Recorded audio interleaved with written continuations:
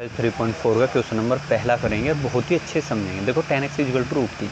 जब हमसे क्या कहा, इसने पढ़ लेंगे। इसने कहा समीकरणों का मुख्य तथा व्यापक हल ज्ञात करो। मुख्य तथा व्यापक, मुख्य का मतलब जो मुखिया हो या मतलब जो मेन हो, और व्यापक होता है जनरल। जनरल का मतलब जिसमें बहुत सारी भीड़ हो। मुख्य तो एक ही होगा, लेकिन व्यापक में कई सारी चीज़ें हो जाएंगी, ठीक है ना। अब उसके लिए हम इसमें थोड़ा बस इतना ध्यान देना, जो हमें वैल्यू होगी उससे थोड़ा सा उस पर फोकस करना है। हमें रूट 3 दिया, तो रूट 3 जो भी इधर त्रिकोणमिति फलन होगा उसमें देख लेंगे कि उसका मान है क्या। मीन्स यहाँ 10 है, तो 10 में रूट 3 को देखेंगे कि रूट 3 10 में किस वैल्यू का मान है। मुझे तो पता है, चूँकि 10 60 इक्वल टू रूट 3 होता है, ठीक है। मान लो यहाँ 1 होता तो फिर हमें देखना होता था कि 1 10 में किसका मान होता है, 10 45 का।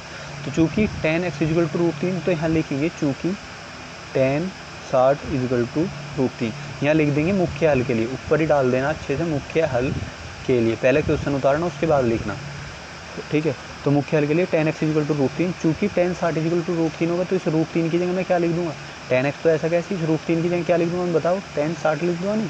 तो 10 से 10 कट जाएगा, x इक्वल टू कितना आ जाएगा, 60, ठीक है जी। अब x इक्वल टू 60 को रेडियन में बदल दो। रेडियन के लिए मैंने बताया 8/10, तो 180 नीचे पाई ऊपर 36 18, तो x इक्वल टू π/3 आ गया। एक मान तो यू हो गया, इसका एक मान तो यू हो गया। अब तुम्हें इतना पता होगा कि ऐसे ही और मान भी होते हैं। और मान कैसे होते हैं, देखो भाई, चतुर्थांश है हमारा, इसमें भी कहीं ना कहीं ये कोऑर्डिनेट है हमारे। पहले चतुर्थांश में भी 60 आता है, इसमें भी 60 आता है, दूसरे में, तीसरे में भी 60 आता है, चौथे में भी 60 आता है। अब इसमें कुछ चीज़ें देखनी होती हैं कि किसी में तो रूट 3 माइनस का आता है, किसी में 10 ही कोट में चेंज हो जाता है, 10 का मान नहीं आता। तो देखो, जब इसमें 10 60 था तो रूट 3 आया। जब इसमें तुम 10 60 लोगे, तो इसमें 10 60 ले रहे हैं हम। 10 60 इसमें लेने के लिए क्या करना पड़ेगा, मुझे यू एरिया जोड़ना पड़ेगा, नहीं जी जोड़ना पड़ेगा। यू एरिया कितना है, यू 90। तो मुझे क्या लेना पड़ेगा, 10 90 प्लस 60 लेना पड़ेगा। इसे देख लेंगे, यदि इसे सोल्व करके रूट 3 मान आ गया तो हमें यू भी उठाना पड़ेगा, नहीं आया तो इसे छोड़ देंगे। रफ कार्य है, यू जो इधर का है सारा रफ कार्य। तो 10 90 प्लस 60 किस में चेंज हो जाएगा, कोट 60 में। कौन से चतुर्थांश में, दूसरे में। दूसरे चतुर्थ में 10 का है का माइनस का, ठीक। कोट 60 का मान कितना होता है, 1/√3 माइनस यू क्या है 1/√3, और मेरा यू क्या है √3। तो इसका और इसका तो कोई मैचअप है नहीं, तो ये वाला मेरा काम का नहीं है। ऐसी तीसरे में भी तो 60 होगा, उसमें तीसरे में देख लेंगे 10 60 कितना होगा। अब यहाँ 10 60 लेना मुझे, तो उस 10 60 को क्या लिखूंगा मैं, उसके लिए क्या करना पड़ेगा मुझे, 60 में यू एरिया जोड़ना पड़ेगा। यू एरिया कितना है, 90 है, 90 180। तो मुझे एक चीज़ क्लियर हुई कि 180 में क्या जोड़ दूँ मैं, 60 जोड़ दूँ, तो कौन से चतुर्थांश में बैठेगा, तीसरे में। तो 10 180 प्लस 60 किस में चेंज होगा भाई, 180 में कहाँ चेंज होता है। तो 10 60 ऐसा कैसे। अब 10 60 का मान कितना, √3, क्लियर, √3 आया। अब 10 को यू और देख लेंगे, 180 प्लस 60 कौन से चतुर्थांश में बैठेगा, 180। हाँ, 180 में कुछ भी जोड़ा तो 60 तीसरे चतुर्थांश में। तीसरे में 10 किसका होता है, प्लस, तो प्लस। अब यू हमारे काम का है। यदि हम माइनस का √3 भी आया था ना, तो यू हमारे काम का नहीं होता। क्यों, क्योंकि यहाँ माइनस का √3 और यहाँ हमारे पास सवाल में क्या है, √3। चूँकि √3 आया तो यू अब हमारे लिए काम का है। ये तो हो गया इसका फर्स्ट तरीका। अब इसका सेकंड तरीका और देखेंगे। सेकंड तरीका क्या है मेरे पास, 10 x इक्वल टू में √3। अब यहाँ लिखेंगे, चूँकि 10, अभी मैंने देखा कि 10 60 इक्वल टू √3 होता है, लेकिन एक अभी जो मैंने मान निकाल के लाया उसमें 10 कितना है, 180 और 60 कितना हो जाएगा, 240।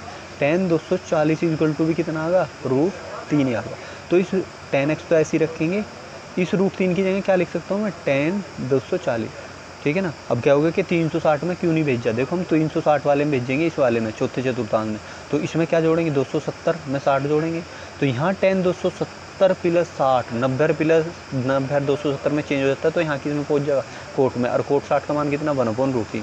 तो सेम यही वाली कंडीशन आ जाएगी। कोई भी त्रिकोणमिति फलन लोगे उसमें 2 मान आएंगे, एक तो ऐसा होगा, एक कोई से चतुर्थांश में ऐसे में पूछ रहा होगा, वो हमें ढूंढने ही होते हैं, करना ये है इन सवाल में। तो 10 x इक्वल टू 10 240, दोबारा लिख दी मैंने ये लाइन, 10 से 10 काट दोगे, x इक्वल टू कितना है, 240। तो x इक्वल टू 240। अब 240 को किस में बदलोगे, रेडियन में, तो π/180 काट दो, 36 18 6 चौक 24। यहाँ से सॉर्ट आउट करके कितना है, 4π/3। एक मान यू हो गया, एक मान हो गया, ये हो गया, ये 2 मान हो गए, ठीक है ना। ये x के 2 मान हो गए, ये तो हो गए मेन हल। अब लिखेंगे व्यापक हल के लिए। अब यहाँ दोबारा डाल लोगे व्यापक हल के लिए। व्यापक हल के लिए लिख लो 10 x इक्वल टू में √3। यहाँ बस इतना थोड़ा समझ के लिखना है कि tan x is equal to, ये छोड़ो, यहाँ हमें पता चली चूँकि tan √3 किसका मान था, tan 60 इज इक्वल टू √3, तो इसकी जगह मैं क्या लिख दूँ, tan x is equal to tan 60 हो जाएगा, tan x is equal to 60 हो जाएगा। अब व्यापक हल के लिए यहाँ से सूत्र लगाएंगे, क्या होता है सूत्र, इसलिए कि बिंदु लगा है x इज इक्वल टू, यहाँ लिख भी दो चूँकि tan x is equal to tan y, चूँकि tan x is equal to y है, मेरा y क्या है 60, x तो x है ही, y क्या है मेरा 60, तो x इज इक्वल टू क्या सूत्र होता है, tan वाला सूत्र, tan वाला सूत्र बताओ कितना होता है, n पाई प्लस y, तो x is equal to n pi plus y की जगह कितना लिख दोगे 60, बस 60 को यहाँ थोड़ा रेडियन में बदल दो, रेडियन में बदलने के लिए अभी हमने बदला ही था, कितना आया था π/3, क्लियर। तो u अब इसके वहाँ एक्सरसाइज में मान दे रखे होंगे, बच्चे कन्फ्यूजन हो जाता है कि कौन कौन सा, एक तो मेन वाला लिख दो, को कितना कितना आया था, एक तो π/3 आया था, एक कितना आया था 4π/3, ये कितना आया था, हाँ 4π/3, और एक u कितना आया है ये भी n पाई प्लस में π/3, क्लियर।